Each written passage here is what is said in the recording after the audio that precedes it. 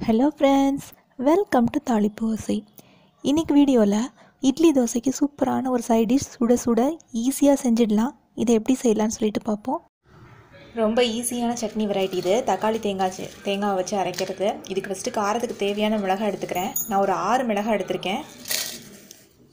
ஒரு பெரிய வெங்காயத்தை எடுத்திருக்கேன், மீடியம் சைஸில் உள்ளதை கட் பண்ணி சேர்த்துக்கலாம். இதை 3 தக்காளி எடுத்திருக்கேன். தேங்காய் ஒரு 1/4 மூடி தேங்காய் எடுத்திருக்கேன். ஒரு டேபிள் ஸ்பூன் அளவு உள்ள பொட்டுக்கடலை எடுத்திருக்கேன். இப்போ இது எல்லாத்தையுமே மிக்சியில் சேர்த்துக்கலாம். எதையுமே நான் வறுக்கலை.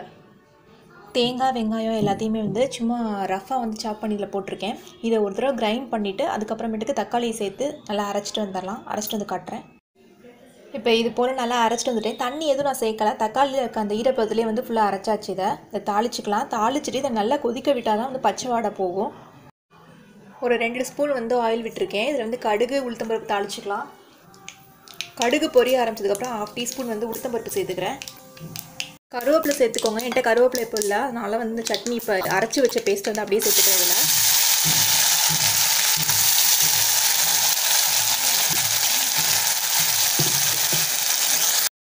இதில் இது கூடயே ஒரு 300 ml வாட்டர் சேர்க்குறேன். இது ஃபுல்லாக இப்போ நல்லா கொதிக்கணும். உப்பு சேர்த்துக்கிறேன்.